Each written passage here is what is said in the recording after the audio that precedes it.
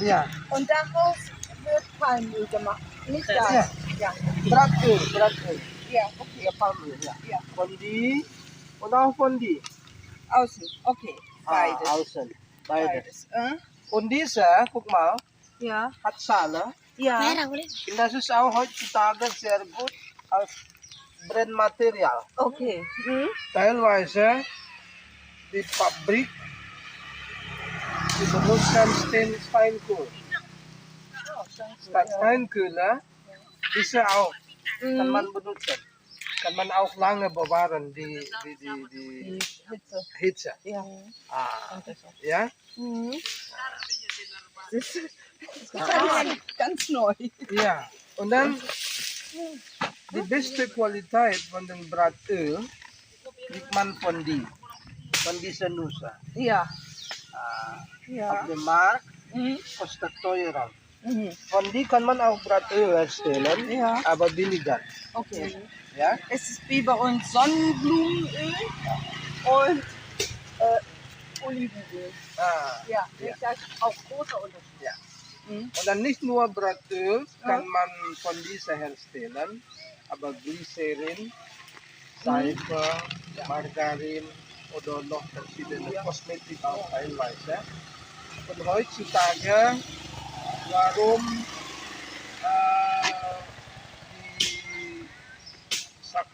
die Palmölhersteller exploitieren, viel Expansie gemacht wegen Biodiesel. Ja. Das ist ein Pflanzenöl, ja, wegen Vorratsöl ist immer weniger geworden. Dann diese schon eine neue gefunden, Grünstoff. Dann wegen dieser macht viele Stadt Expansie um Geld. Aber als ich gesagt habe, ist nicht so für Natur. Ja. Ist sehr schade, sehr schade. Aber weißt ihr, wo kommt diese Pflanze her? Aus Afrika. Aus Afrika? Von Mauritius.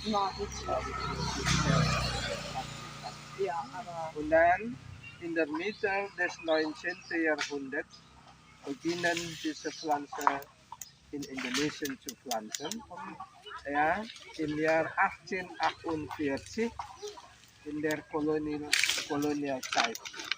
Und dann ein Botaniker, die diese vorgestellt hat, ja, diese Pflanze vorgestellt hat, was mixed sap aus Deutschland. Ja.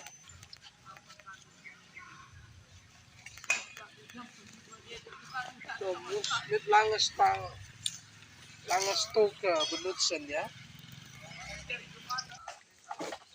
Was itu? Masa itu kan Bang?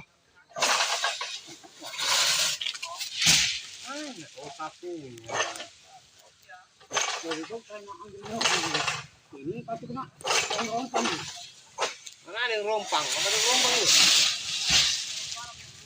Rompang lagi gede ya? Yang rompang yang malu.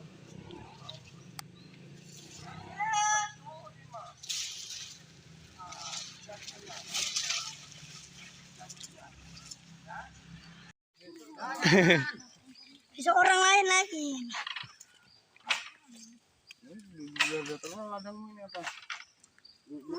Masuk Amerika ya lalan kita. Iya. Bye bye.